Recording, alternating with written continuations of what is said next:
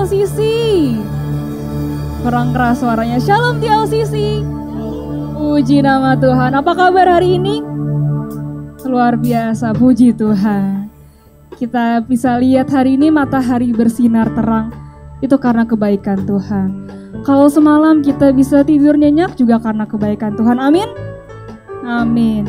Kalau kita bisa berkumpul di tempat ini juga karena kebaikan Tuhan. Boleh Bapak Ibu kita ambil tempat duduk dulu. Boleh maju ke depan juga boleh. Kita akan mulai ibadah kita. Mari kita ungkapkan rasa syukur kita kepada Tuhan. Karena kasih setianya yang tidak berubah dari dulu sekarang sampai selama-lamanya. Saya undang semuanya untuk bangkit berdiri. Kita nyanyikan lagu ini bersama-sama. Matahari yang bersinar, Kau yang ciptakan. Bulan bintang berkilauan. Bulan bintang berkilauan, Kau yang jadikan. Begitu juga kami Tuhan, di mata-Mu amatlah berharga. Besar kasih-Mu kepadaku. Katakan bunga bakung Dia yang pelihara. Bakung yang di padang, Kau yang pelihara. Burung pipit di udara. Burung pipit di udara, Kau yang beri makan.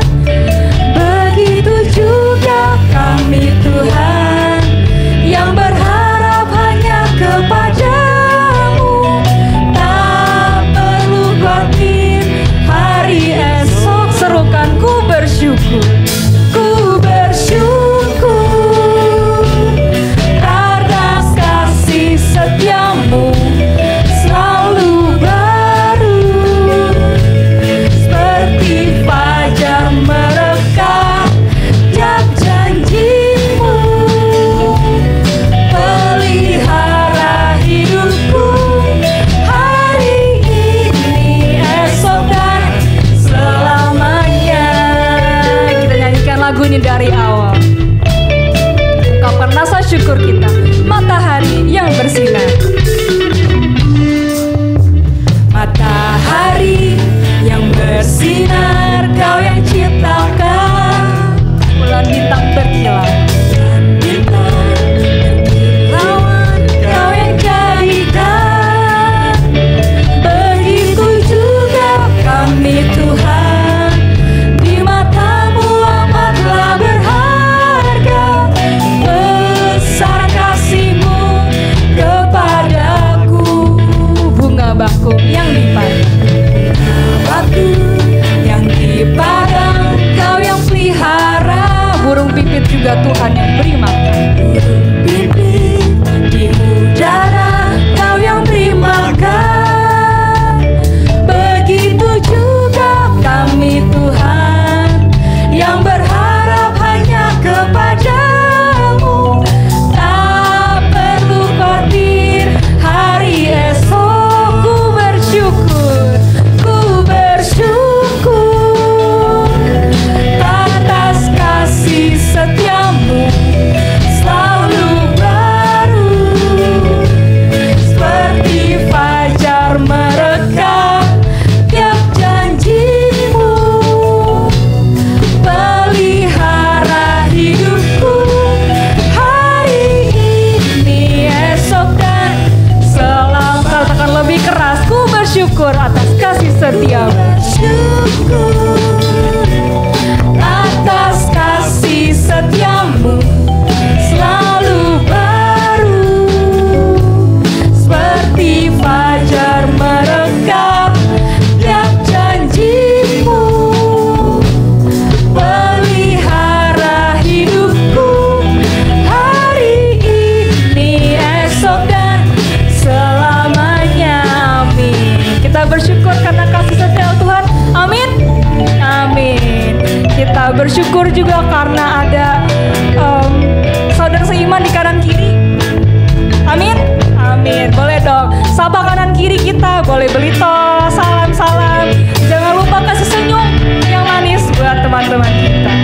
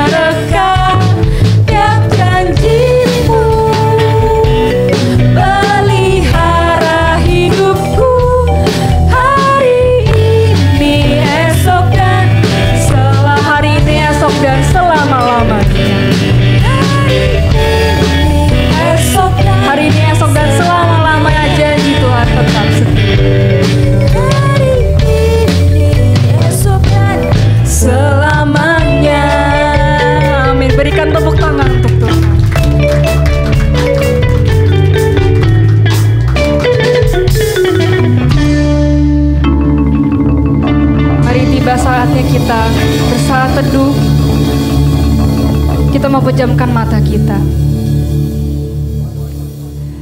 Kita pejamkan mata kita, rasakan hadirat Tuhan. Berkat Tuhan yang telah kita rasakan selama 1 minggu ini, selama ada yang kehidupan kita. Tuhan, kami bersyukur Tuhan untuk kasih setia-Mu ya Bapa. Ciptaan-Mu Engkau pelihara. Terlebih kami Tuhan, anak-anak-Mu Tuhan.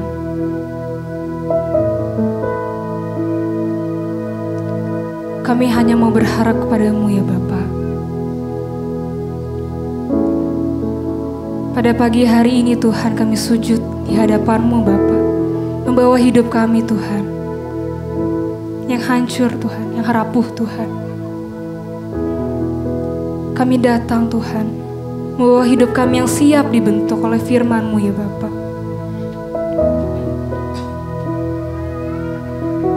Biar lewat puji-pujian yang akan kami naikkan kepada-Mu Tuhan, harum dan manis Engkau dengar.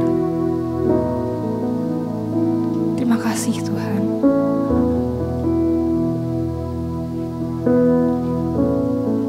Saat ini Tuhan, kami memulai ibadah kami Bapa.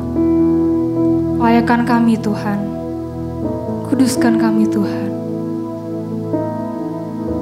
Terima kasih Tuhan. Terima kasih Tuhan. Kau yang berkati anak-anak-Mu yang akan melayani-Mu Tuhan, yang akan menyampaikan firman-Mu ya Bapa. Juga termasuk kami yang akan menerima firman-Mu Tuhan. Berikan kami hikmat Bapa. Berikan kami sukacita. Berikan kami kekuatan Tuhan. Biar kami datang di tempat ini bukan dengan sia-sia Tuhan. Kami pulang membawa berkat Tuhan yang akan kami sampaikan kepada orang-orang yang akan kami ketemui Tuhan. Terima kasih Tuhan. Terima kasih Tuhan. Kami berdoa Tuhan. Kau besar, Kau ajaib Bapa.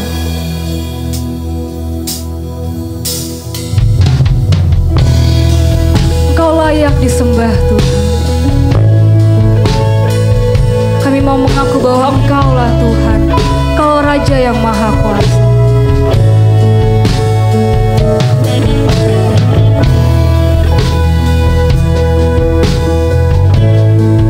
Biarlah setiap lidah mengaku bahwa Dialah Tuhan, Dialah Raja. Katakan, besar dan ajaib. Besar dan ajaiblah karya-Mu, agung dan benarlah jalan-Mu. Agung dan benarlah jalan-Mu, Raja segala bangsa yang Maha Kuasa, mulia nama-Mu. Lebih dalam lagi kita menyembah Tuhan. Besar dan ajaiblah Engkau Tuhan.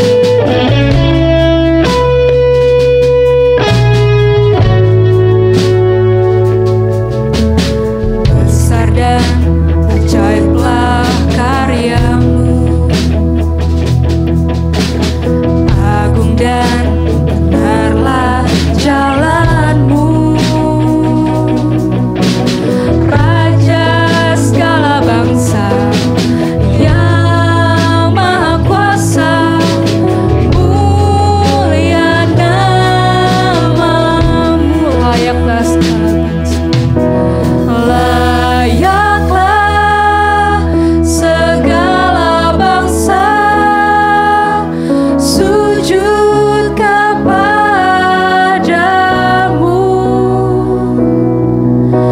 sebab Kau Allah yang kudus, layak disembah.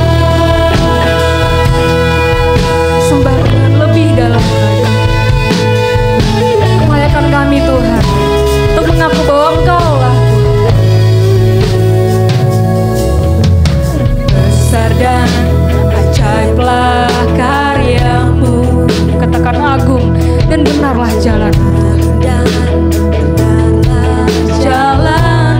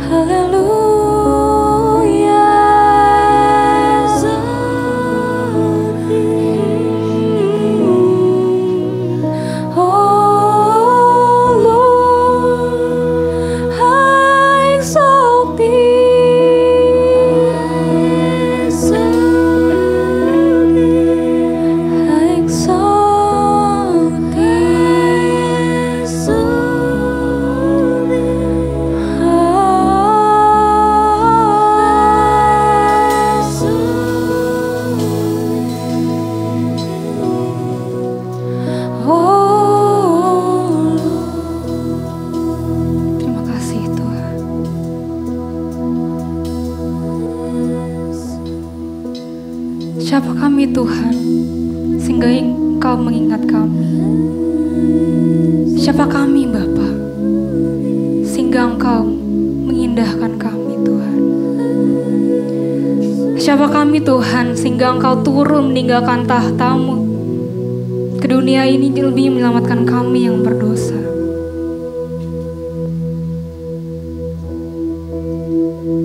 Siapa kami Tuhan? Kami hanya bisa memuji muliakan nama-Mu Tuhan.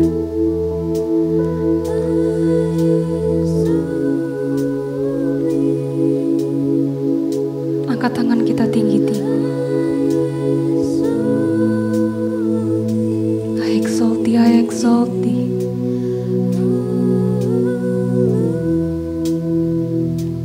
I exalt Thee.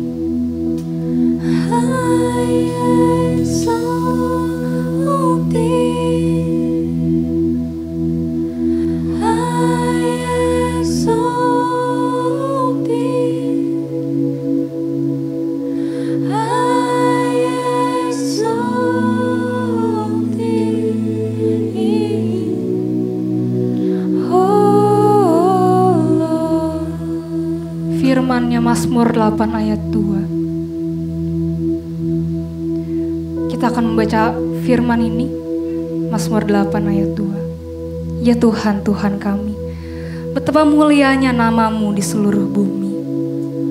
Keagungan-Mu mengatasi langit dinyanyikan.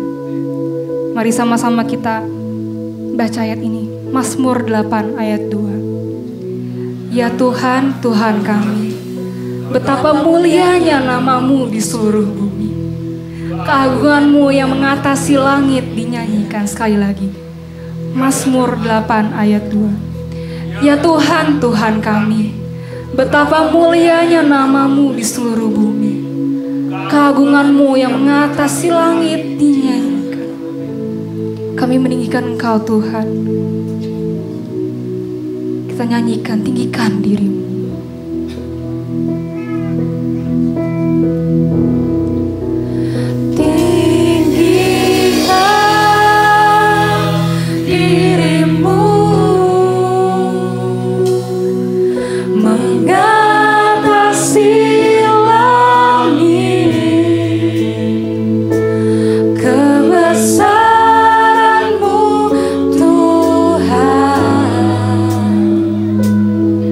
Tuhan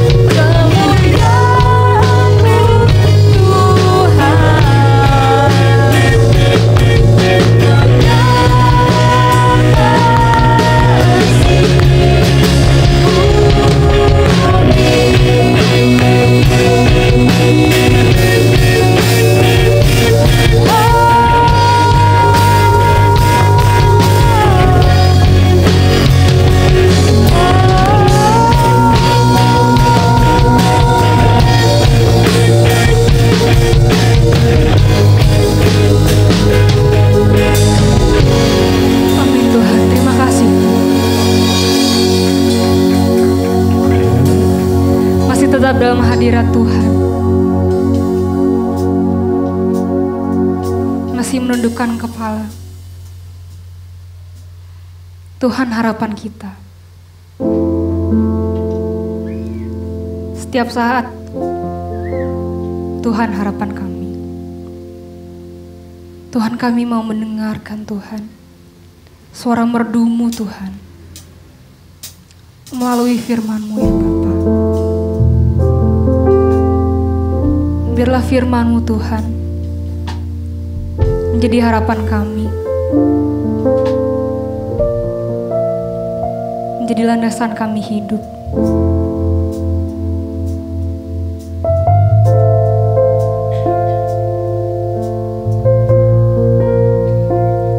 Tuhan harapanku sepanjang waktu. Tuhan harapanku sepanjang waktu. Suara-Mu ku dengar, Suara-Mu ku dengar,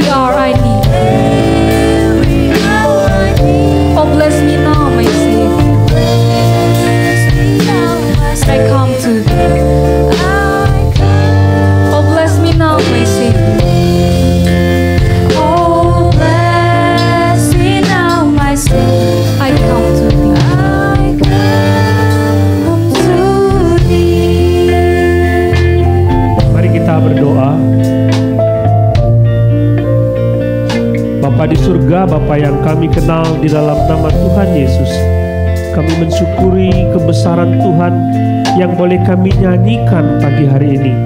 Saatnya kami duduk diam di kaki Tuhan. Kami ingin mendengarkan firman Tuhan dan kami berdoa supaya Tuhan berbicara kepada kami secara pribadi. Bapa, terima kasih. Biarlah ruangan, waktu dan hati kami, pikiran kami hanya milik Engkau saja. Di dalam nama Tuhan Yesus kami berdoa. Amin. Saudara silakan duduk kembali. Selamat pagi. Waduh, ini entah saudara menyadari atau tidak, entah saudara rindu atau tidak. Setiap kali hari Minggu, kemudian ketemu hari Senin, kita kangen lagi ketemu hari Minggu. Sudah nggak sabar ya. Itulah sebabnya Minggu cepat sekali untuk datang dan kita belajar firman Tuhan bersama-sama. Saudara, kita masih mengupas kitab Kolose. Kali ini kita akan melihat Kolose pasal 1 ayat 15 sampai 20. Tapi ayat 20 saya akan skip, saya akan melihat ayat 20 itu minggu depan. Karena kalau kita melihat minggu ini terlalu lama nanti ya. Mari kita buka Kolose pasal 1 ayat 15 sampai yang ke-20. Kita akan selesaikan Kolose sampai bulan November. Judulnya Allah yang sejati. Si Yesus itu Allah yang sejati.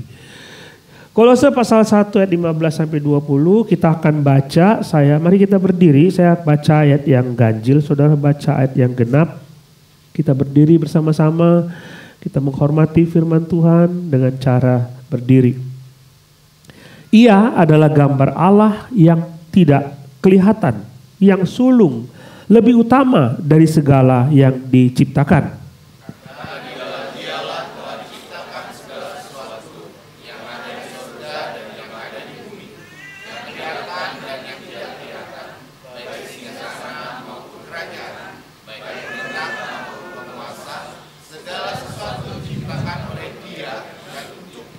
Ia ada terlebih dahulu dari segala sesuatu dan segala sesuatu ada di dalam Dia. Dialah Bapa tubuh, yaitu jemaat. Dialah yang sulung, yang pertama bangkit dari antara orang mati, sehingga Ia yang lebih utama dalam segala sesuatu. Karena seluruh kepenuhan Allah berkenan diam di dalam Dia.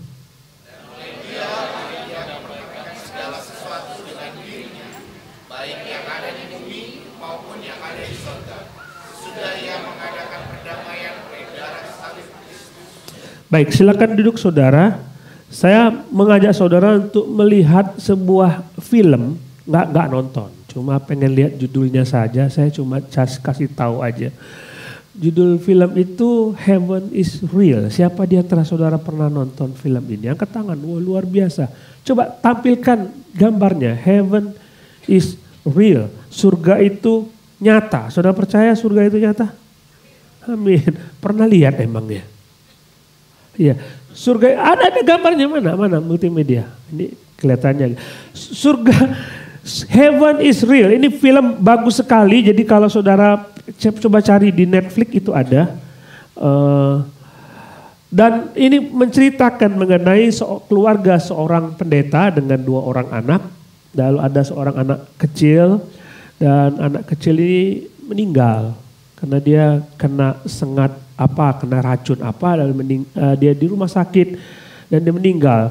Dan setelah dia meninggal berapa hari kemudian, nggak sampai berapa hari kemudian dia dinyatakan hidup lagi dan dia pulang ke rumah bapaknya di rumah. Ini anak pendeta, bapaknya pendeta, ibu pendeta. Jadi sampai di rumah dia cerita mengenai bahwa saya bertemu dengan seseorang di sana, anak kecil kami di sebuah taman, kami main-main. Dan dia sebutkan nama anak itu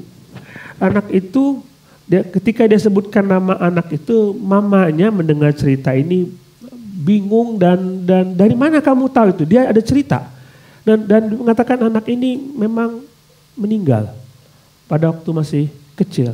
Dan mamanya ingat karena nama anak itu adalah nama kakak dia yang meninggal itu. Dan Dari mana kamu kenal? Saya tahu, saya ngobrol sama dia dan bilang saya adiknya katanya. Jadi mamanya bingung bahwa mamanya jadi tahu bahwa anak ini pernah jadi pergi ke surga. Lalu bapaknya tanya kepada anak ini, kamu ke surga ya? Kamu ketemu kakekmu enggak? Dan diceritakanlah ya seperti apa mukanya. Dia ngomong mukanya kakeknya seperti ini. Lalu bapaknya membuka arsip lama dan ditunjukkan yang mana. Dia tunjukkan beberapa gambar dan bilang ini. Tapi tidak pakai kacamata, di surga nggak ada kacamata katanya. Jadi amannya yang punya kacamata aman di surga, sembuh matanya sembuh. Jadi tapi nggak pakai kacamata. Bapaknya bingung sekali. Bayangin pendeta dan bingung. Nah setelah peristiwa itu ada satu pertanyaan yang menarik yang dibahas. Dan kita dibawa kepada suasana tentang seperti apakah wajah Yesus itu. Jadi di belahan bumi sebelah sana ketika anak ini sedang bercerita bahwa dia pergi ke surga dan ingin menceritakan seperti apakah sosok Yesus itu. Di sebelah bumi sana ada seorang gadis sedang melukis seseorang yang dia bilang ini Yesus. Dan di akhir film ini ditunjukkan. Jadi anak ini ditanya, Yesus, kamu ketemu Yesus? Iya, ketemu Yesus. Jadi ada lagu apa di sana katanya? Oh, iya. Ada nggak lagu? Dia nyanyikan nyanyian pujian gitu. Ada nggak lagu ini? Iya, saya nggak tahu tapi lagunya itu. Waktu saya dengar apa yang komentar kamu? Dia bisa nggak nyanyi? Saya ngomong sama malaikat, bisa nggak nyanyi lagu We will rock you? Karena anak ini masih polos. Lalu kamu ketemu Yesus, seperti apa wajahnya? Ya katanya rambutnya nggak panjang, pendek, nggak seperti yang kita lihat katanya. Rambutnya panjang, pendek itu, pendek nggak panjang maksudnya pendek nggak panjang, nggak seperti kita lihat. Oh gitu ya. Nah di seberang sana, di belahan bumi sebelah sana ada seorang gadis yang pernah mati dan ketemu Yesus sedang melukis Yesus. Sedang melukis wajah Yesus dan di akhir film ditunjukkan wajah Yesus itu seperti apa. Nah kita dibawa kepada suasana dari film itu tentang seperti apakah surga itu dan apakah Allah itu ada, seperti apakah Allah itu dan seperti apakah Yesus itu. Semua penasaran ketika anak itu melukis tentang wajah Yesus, hanya dilihat dadanya saja, hanya dilihat matanya saja, tidak diperlihatkan secara keseluruhan wajahnya seperti apa. Baru di menit terakhir baru ditunjukkan wajahnya. Jadi nontonlah film ini bagus. Ini bagus. Nah sang bapak seorang pendeta, dia bergumul setelah mendengar cerita anak ini. Bapak ini mengatakan, apakah benar surga itu ada? Ini bayangin pendeta loh. Pendeta dia masih bingung apakah surga itu ada. Dan dia bayangan dia seperti apakah itu Yesus, seperti apakah Allah itu, seperti apakah surga itu. Itu menjadi pertanyaan banyak orang. Termasuk kita ingin melihat wajah Yesus, benar ya? Yang pernah kita lihat di toko buku atau kita beli gitu lukisan-lukisan orang, kita taruh di rumah, apakah seperti itu gambar Yesus? Saya tahu Leonardo da Vinci pernah melukis Yesus. Dia pernah melukis Yesus tapi dia tidak pernah melihat Yesus. Dan tidak pernah melihat Yesus. Kita pengen lihat Yesus secara real seperti apa. Someday itu akan terjadi. Kita akan melihat bertatapan muka dengan dia. Nah apa yang dilukiskan oleh Paulus dalam Kolose pasal 1 ayat 15, 16, 17, 18 dan 19 adalah sebuah lukisan tentang siapakah itu Yesus. Dia tidak melukis dengan gambar, tapi dia melukis dengan kata-kata sifat yang dimiliki oleh Yesus yang harusnya kita paham dengan benar. Karena kalau kita tidak paham dengan gambaran Yesus yang sebenarnya, maka kita akan lari melenceng dari setiap ajaran yang pernah kita pelajari. Yang pernah kita pelajari tentang Yesus. Nah, orang-orang Kolose adalah orang-orang yang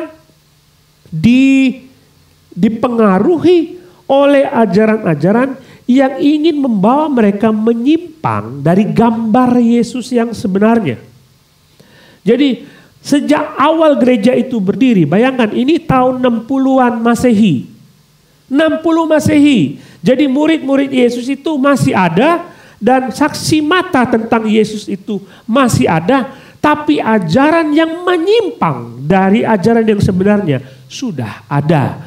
Jadi ini yang terjadi dalam kitab Kolose karena mereka dipengaruhi dengan ajaran-ajaran yang membawa kita memikirkan hal yang salah tentang Yesus. Keliru. Jadi Kolose pasal 1 ayat 15 sampai 19 ini adalah gambaran utuh tentang siapakah Yesus itu. Nah, kita akan pelajari karena bidat sudah masuk ke gereja Kolose dan mempengaruhi mereka untuk menyimpang. Sampai sekarang masih ada bidat seperti itu. Ajaran-ajaran sesat itu masih ada sampai sekarang. Itulah sebabnya Rasul Paulus dalam Kolose pasal 1 ayat 23. Dia berkata demikian. Kamu tetap teguh, tidak bergoncang, dan jangan mau digeser dari pengharapanmu. Karena kalau saudara melihat kita hidup di masa informasi, saudara buka YouTube, saudara bisa menemukan banyak informasi khotbah dari berbagai macam pendeta, berbagai macam orang yang akan menceritakan mengenai Alkitab yang saudara pegang, tapi dengan perspektif yang salah, keliru, dengan pandangan yang keliru sehingga kita bisa digoncangkan oleh iman kita akan digoncangkan. Kita menganggap dia pendeta dan kita menganggap dia luar biasa dan kita akan mengatakan itu benar, tapi keliru. Nah, apa yang terjadi saudara di dalam Kolose ini adalah ada dua pandangan yang mencoba untuk masuk ke situ, tapi nanti saya akan mengajak saudara melihat tentang keilahian Yesus. Ada dua pandangan yang berkembang setelah masa Kolose ini, sejak masa Kolose dan terus berkembang hingga saat ini. Pandangan mengenai kristologi tentang Yesus. Yang pertama adalah bidat yang menganut adopsionisme. Adopsionisme adalah sebuah pandangan yang mengatakan bahwa Yesus itu adalah manusia biasa. Dia manusia biasa, dia lahir dari kandungan Maria dan dia manusia biasa. Sampai suatu ketika dia dibaptiskan, ada roh Allah turun seperti burung merpati dan dia bukan lagi manusia biasa. Dia bukan lagi manusia biasa. Ini keliru saudara ya. Jadi saya cuma ngomong. Ini pandangan ini keliru. Dia manusia biasa katakan. Nanti ketika Yesus dibaptiskan, Yesus diurapi dengan Roh Kudus. Setelah dia diurapi dengan Roh Kudus, dia bukan lagi manusia biasa. Dia manusia super. Nah, karena Allah tidak bisa mati ketika dia disalibkan, roh itu keluar. Manusianya yang mati. Kan aneh. Aneh sekali. Lalu setelah itu dia akan bangkit, rohnya masuk lagi dan dia bangkit lagi. Yang mati itu manusianya. Yesus tidak manusia sejati. Ini keliru. Masih ada sampai saat ini. Saudara tahu ada sesuatu yang sesat yang terjadi di dunia ini sampai sekarang yang masih menganggap Yesus itu adalah ciptaan Allah, manusia biasa dan dia bukan Tuhan. Masih ada saudara. Jadi harus hati-hati. Kemudian pandangan kedua adalah doketisme. Doketisme ini adalah yang mengandung Yesus itu benar-benar Allah dan tidak manusia. Jadi apa kita lihat Petrus dan Yohanes lihat pada waktu dia jalan di muka bumi, yang dia nampak seperti manusia tapi bukan manusia sebenarnya. Nampaknya seperti manusia. Jadi dua pandangan ini menyingkirkan pandangan bahwa Yesus adalah manusia dan Yesus adalah Allah. Rasul Paulus ingin membantah itu, tetapi di dalam Kolose pasal 1 ayat 15 sampai 20 dia membeberkan mengenai keilahiannya karena ada ajaran di dalam masuk ke dalam jemaat Kolose mengatakan Yesus tidak sepenuhnya Allah. Nanti kita akan lihat itu. Tapi kalau kita belajar dari kitab suci, kita tahu bahwa dia adalah manusia sejati dan Allah sejati. Coba lihat Matius pasal 1 ayat yang ke-18 disebutkan kelahiran Yesus Kristus adalah seperti berikut. Pada waktu Maria, ibunya, bertunangan dengan Yusuf, ternyata ia mengandung dari Roh Kudus sebelum mereka hidup sebagai suami istri. Dan dia lahir seperti manusia biasa, sama seperti saudara lahir, hanya saja dia lahir tidak karena hubungan seksual antara laki-laki dan perempuan, tapi dia lahir karena Roh Kudus. Tapi proses itu dia lahir dalam bentuk bayi yang masih kecil sehingga kita bisa melihat itu ada kemanusiaan yang ada di situ. Nampak sekali dia seperti manusia. Dan tapi ketika gembala, malaikat dan orang-orang Majus datang kepada Yesus, tidak dilarang mereka untuk menyembah Yesus karena dia memang layak disembah. Dari situ dia bukan manusia saja, dia adalah Allah yang sejati. Jadi dia manusia sejati dan dia adalah Allah yang sejati. Markus pasal 4, saudara lihat di situ. Yesus minta murid-muridnya untuk pergi menyeberang danau. Mereka masuk ke dalam perahu dan mereka menyeberang danau. Waktu mereka menyeberang danau, saudara akan nampak di situ bahwa Yesus lemah sekali sebagai manusia. Dia capek, dia lelah, dan dia tidur di kapal. Allah tidak pernah capek, benar? Tapi kenapa dia tidur? Terlihat sekali sisi kemanusiaannya. Dia tidur. Tapi pada saat yang sama angin sakal, angin topan, badai muncul, ombak begitu besar menghantam para muridnya, menghantam perahu itu dan murid membangunkan Yesus. Yesus yang lagi tidur itu bangun dan mengatakan, angin diam, ombak diam. Tidak ada manusia biasa yang bisa melakukan itu. Kecuali Tuhan sendiri. Dia capek, dia tidur. Tapi pada saat yang sama dia bangun. Dia menghardik air dan menghardik ombak, menghardik angin itu supaya diam. Dia Allah, tapi dia juga manusia. Ini luar biasa saudara. Kolose pasal 2 ayat 9. Saya ingin mengajak saudara melihat ini. Kolose pasal 2 ayat 9. Paulus mengutip ini dan mengatakan, sebab di dalam dialah berdiam secara jasmani seluruh kepenuhan kealahan. Lihat, ada kealahan Allah secara penuh, tapi ada jasmani. Disebutkan dalam bahasa Indonesia sehari-hari. Sebab seluruh kepribadian Allah berdiam pada Kristus, yaitu pada kemanusiaannya. Dia manusia, tapi seluruh sifat dan karakter Allah ada pada dirinya. Jadi tidak bisa kita mengatakan Yesus bukan Allah, lalu tidak bisa kita mengatakan Yesus bukan manusia. Kita tidak bisa berpikir bahwa ini harus, kalau kita mencampurkan air ini sebanyak ini lalu alkohol sebanyak ini, kita akan bisa mengatakan alkohol 50%, air 50%. Tapi Tuhan tidak bisa dihitung seperti itu.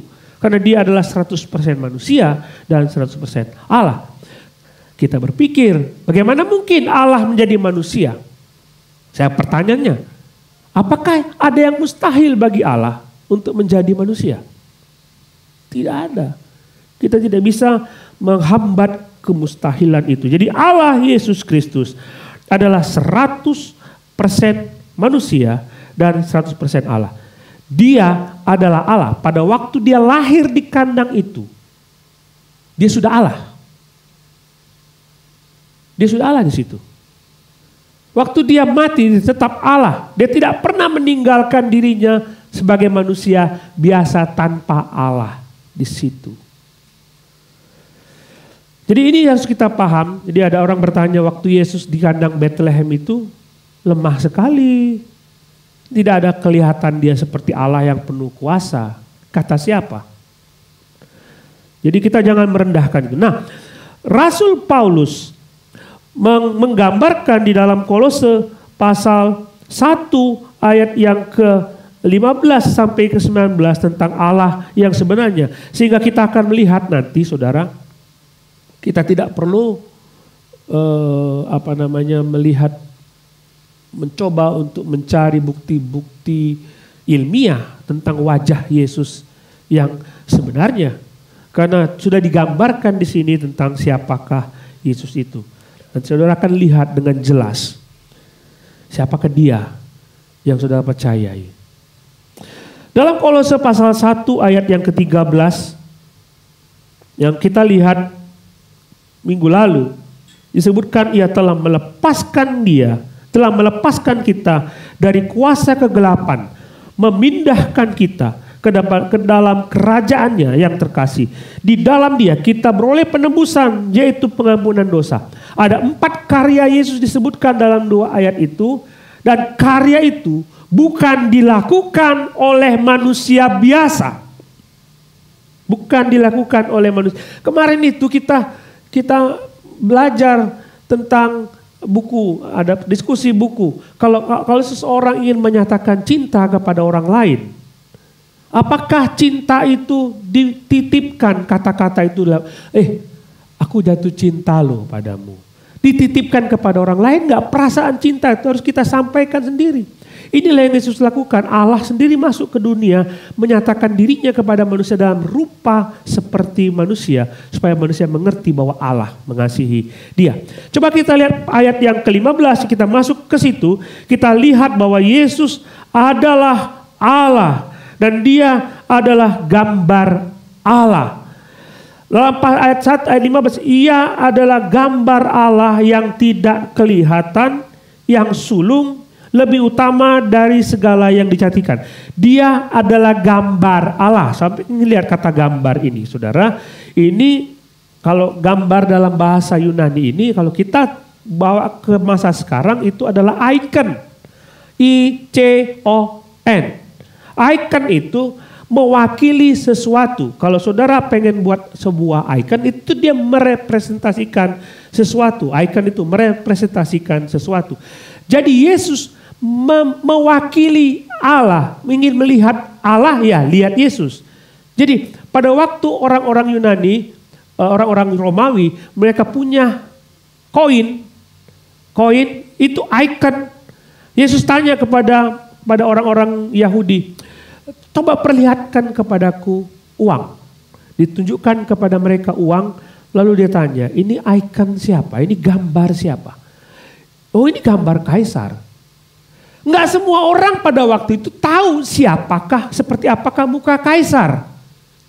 Kita tahu gambar presiden kita, wajahnya seperti apa, karena kita punya TV. Dulu mana ada? Romawi itu jauh, Roma itu jauh dari, dan mereka tidak tahu seperti apa sih kaisar yang kuat sekali itu wajahnya. Lalu lihat gambar koin, oh ini. Jadi coba lihat ini gambar dan tulisan siapa? Ini gambar dan tulisan kaisar, gambar kaisar. Artinya kalau orang nggak pernah lihat Allah, lihat Yesus. Lihat Yesus. Dialah Allah. Tapi satu ketika Filipus tanya kepada Yesus, Tuhan, tunjukkanlah Allah itu, Bapa itu kepada kami. Aduh Filipus, kamu tuh udah sekian lama bersama dengan aku. Barang siapa sudah melihat aku, dia sudah melihat Bapa. Jadi dia merepresentasikan tentang Allah itu yang sebenarnya. Yesus adalah Allah yang sebenarnya. Tidak sebagai seperti ini cuma utusan. Bukan, dia bukan utusan. Dia Allah sendiri yang turun ke dunia. Allah sendiri yang turun ke dunia. Jadi dia adalah Allah yang sebenarnya. Lihat ayat 19. Karena seluruh kepenuhan Allah berkenan di dalam dia. Ayat 19. Seluruh kepenuhan Allah berkenan diam di dalam dia. Kepenuhan Allah. Kenapa Paulus pakai istilah kepenuhan? Kenapa dia pakai istilah ini? Karena begini saudara, orang-orang pada waktu itu mengajarkan bahwa Allah itu kalau kita mau datang kepada Tuhan, Allah itu merepresentasikan dirinya melalui malaikat-malaikat dan roh-roh supaya manusia bisa berkomunikasi dengan Tuhan. Jadi di sini manusia, di situ Allah, lalu di antaranya ada banyak sekali roh, malaikat yang mewakili seluruh sifat ada. Malaikat ini mewakili sifat ini, malaikat ini mewakili sifat Allah ini. Saudara ingat orang-orang Romawi, apa pandangan mereka tentang dewa? Ini ada dewa kesuburan, ini ada dewa kekayaan, ini ada dewa ini ada dewa ini. Jadi seluruh sifat Allah diwakilkan kepada masing-masing dewa. Seperti itu. Kita tidak seperti itu. Seluruh karakter dan sifat Allah ada pada Yesus. Cukup melihat kepada Dia saja. Cukup hanya melihat kepada Yesus. Jadi pada waktu itu muncullah aliran-aliran yang masuk kepada gereja di Kolose dengan mengatakan bahwa tidak perlu melalui Yesus. Yesus salah satu cara kita untuk sampai kepada Tuhan. Dari melalui pernyataan ini bahwa Dia adalah kepenuhan Allah sendiri. Bahwa Paulus ingin menunjukkan kepada jemaat Kolose dan kepada kita bahwa He is the only way to God. No other's way. Tidak ada cara lain untuk sampai kepada Tuhan. Pandangan itu masuk ke gereja Kolose. Banyak cara karena untuk sampai kepada Allah ada banyak sekali sifat Allah. Kita bisa masuk kepada karakter yang mana saja. Kemudian bisa disebutkan di situ Dia bukan manusia, Dia bukan Allah, Dia hanya manusia biasa, utusan saja. Itu bidat-bidat yang masuk. Yesus bukan utusan, tapi Dia adalah Allah sendiri dan Dia adalah satu-satunya jalan untuk sampai kepada Bapa. Saudara dan saya beruntung. Saudara punya Yesus. Yang dalam ayat 13, 14 melakukan karya penebusan itu. Bukan dilakukan oleh manusia biasa. Tapi Allah sendiri yang menebus saudara. Begitu beruntungnya saudara. Beruntung sekali. Siapa kita yang Allah mesti perhatikan? Apa kepentingan Allah sehingga rela untuk datang ke dunia, mati di atas kayu salib untuk menebuskan kita? Dia gak peduli. Ketika manusia jatuh dalam dosa, dia bilang udahlah mati semua. Mati semua udah. Saya tidak mau ada urusan lagi dengan kau. Mati kita. Tapi dia lihat wajah-wajah dalam ruangan ini yang perlu ditebus. Dia mati buat saudara. He is the only way to go to heaven. Tidak ada cara lain. Coba pikirkan ini, coba pikirkan ini saudara. Supaya saudara tidak kehilangan arah sehingga saudara merasa bahwa ya tidak perlu hanya kekristenan. Tidak perlu hanya Tuhan. Jadi kita cuma berpikir, saya mesti melakukan ini, saya mesti melakukan itu, supaya saya bisa selamat. He is the only way. Kalau saudara tidak punya Yesus, saudara tidak akan mungkin masuk ke surga. Tidak akan mungkin masuk ke sana. Dia adalah satu-satunya jalan.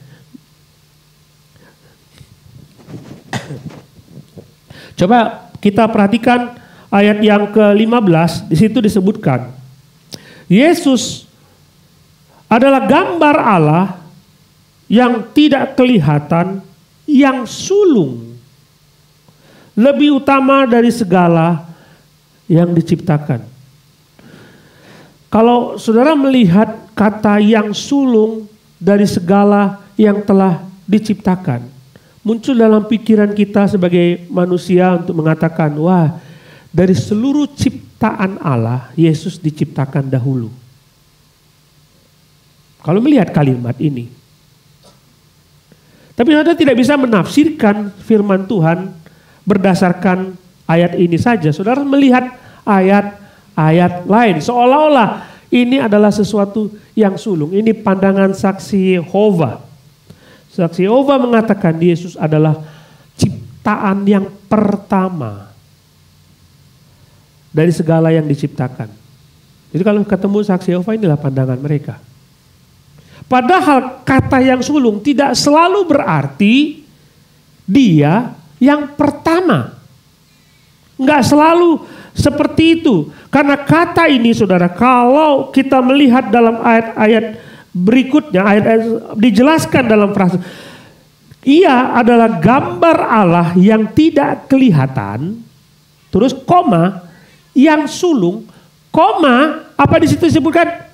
Lebih utama dari segala yang diciptakan. Dari seluruh ciptaan ini, Yesus paling utama. Tidak mengatakan dia diciptakan. Dari seluruh yang diciptakan ini, dia yang harus diutamakan.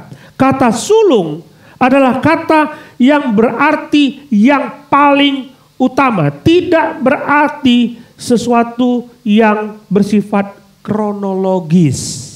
Bukan sesuatu yang bersifat kronologis. Kalau kronologis itu anak sulung, anak yang pertama, anak kedua, anak ketiga, selalu anak bungsu. Itu kronologis, tapi ini tidak berarti bersifat kronologis. Saya ambil contoh.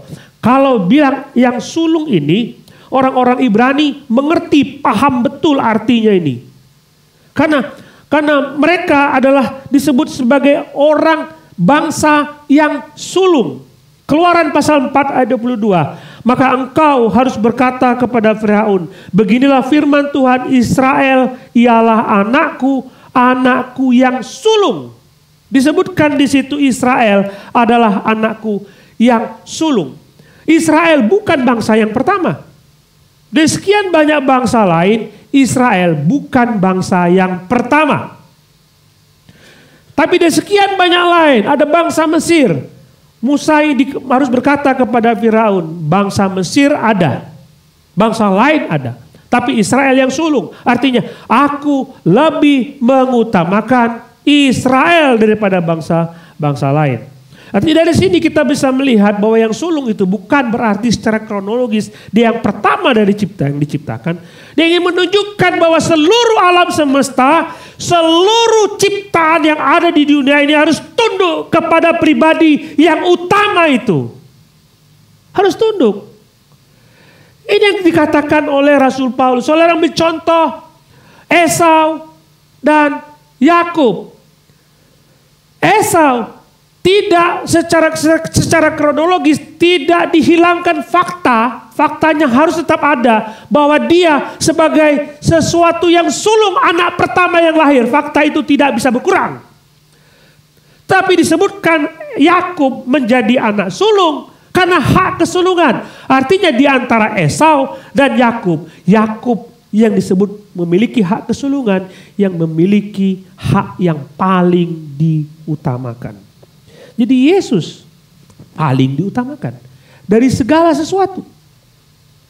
Nah, kita bercermin. Saudara diciptakan oleh Tuhan. Benar? Tidak ada yang tidak diciptakan oleh Tuhan. Saudara diciptakan oleh Tuhan. Lalu kita coba melihat hidup kita. Oke, saya diciptakan oleh Tuhan. Tapi what is the first thing in my life? Apa yang paling utama dalam hidup saya? Karir saya kah? Uang saya kah?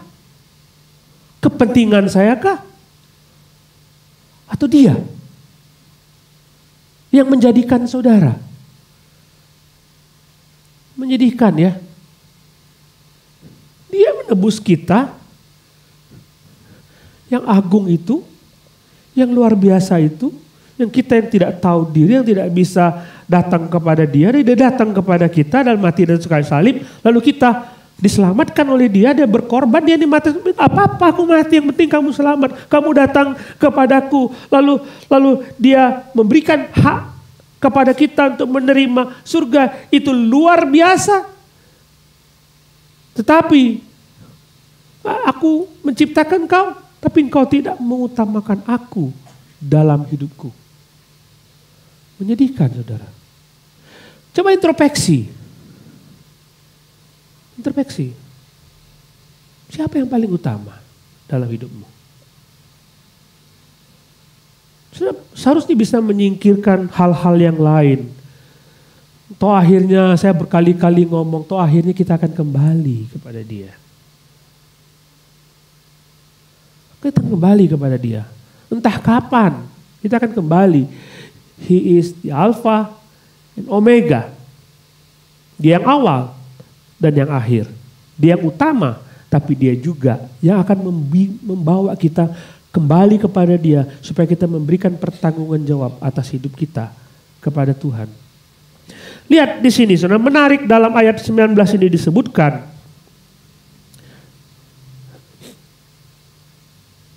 ayat yang ke-19 disebutkan di situ.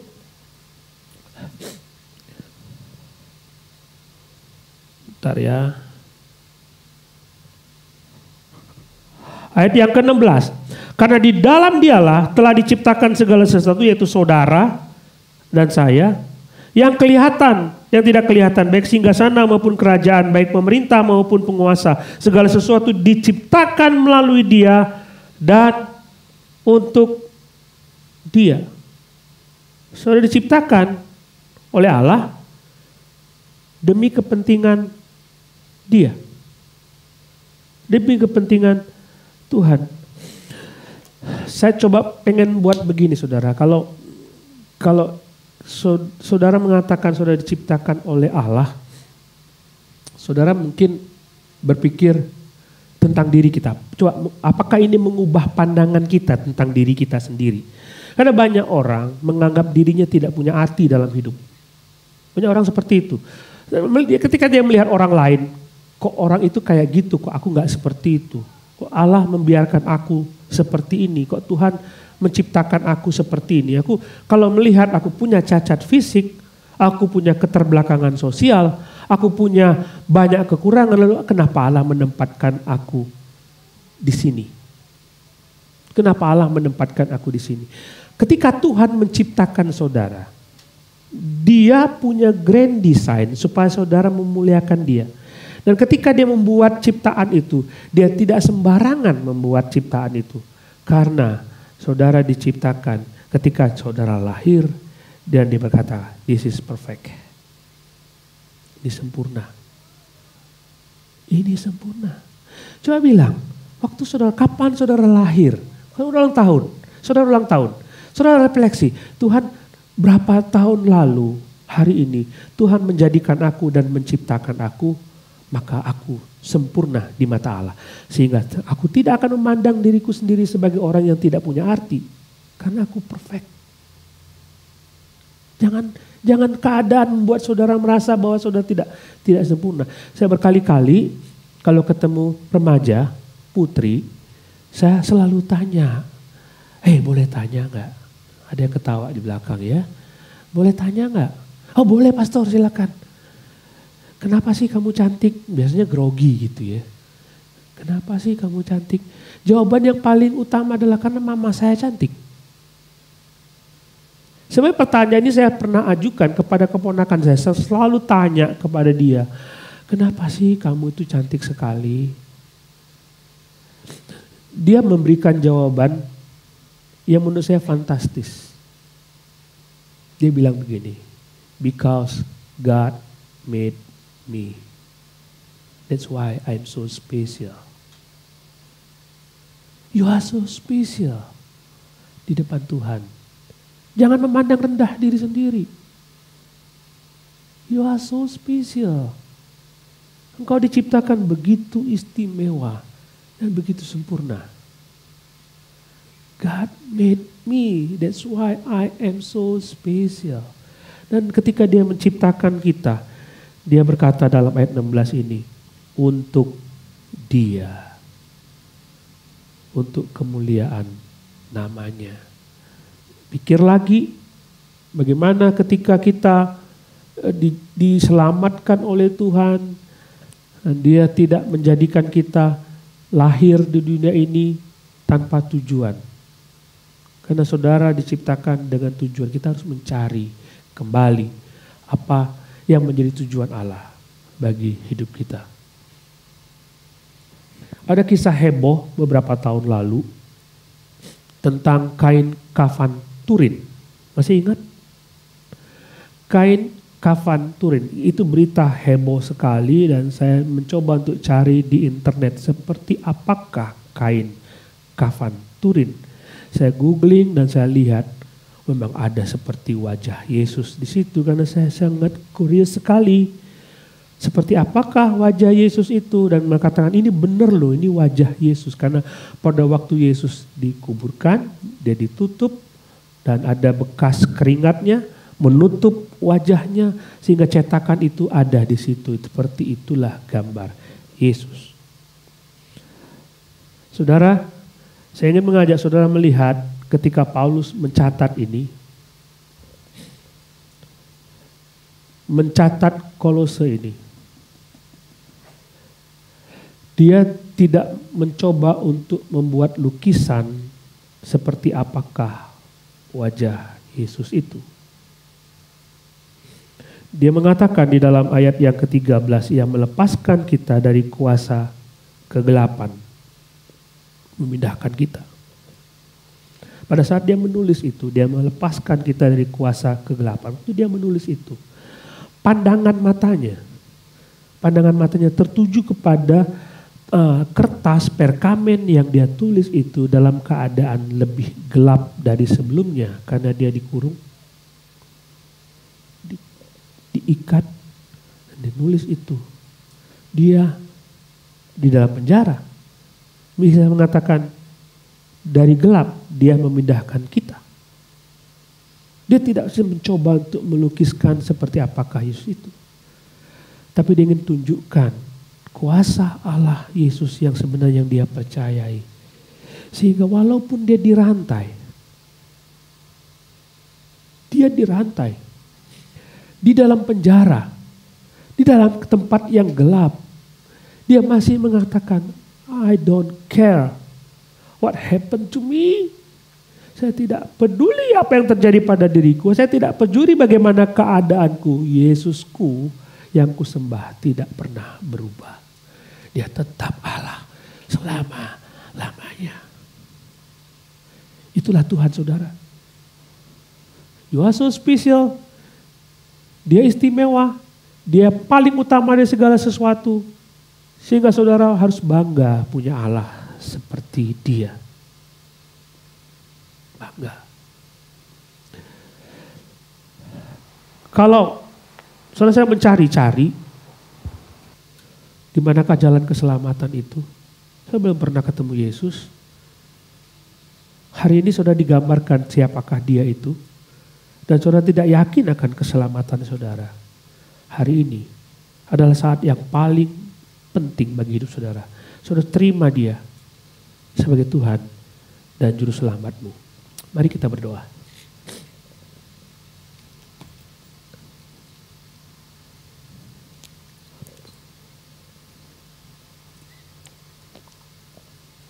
Berdoalah saudara, saya tidak tahu Tuhan bicara apa ke dalam hati saudara.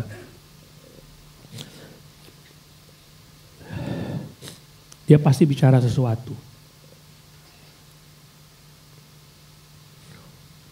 Dia pasti bicara sesuatu. Ambil keputusan.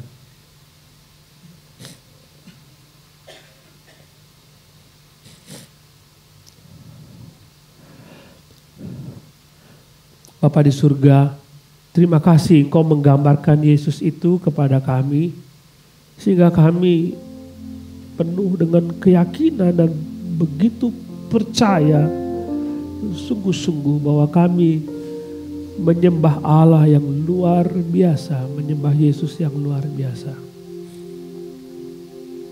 Terima kasih untuk firman Tuhan. menolong kami semua untuk bertumbuh Tuhan, percaya sungguh-sungguh kepadamu. Hamba-Mu berdoa, apapun yang keputusan diambil oleh anak-anak-Mu saat ini, hamba berdoa, Tuhan menolong mereka.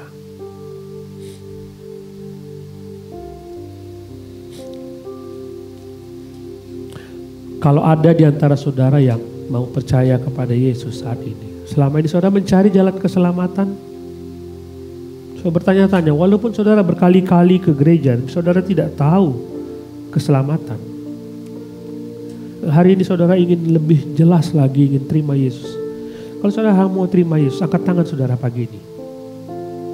Ada yang mau terima Yesus?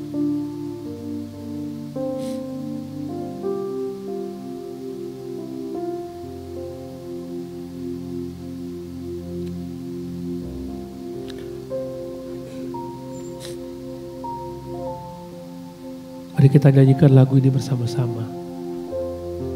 Nyanyikan dengan sungguh-sungguh, bukan cuma kata-katanya saja, tapi dari hati dan roh saudara menyanyikan, sujud di altarnya dan menyembah Dia.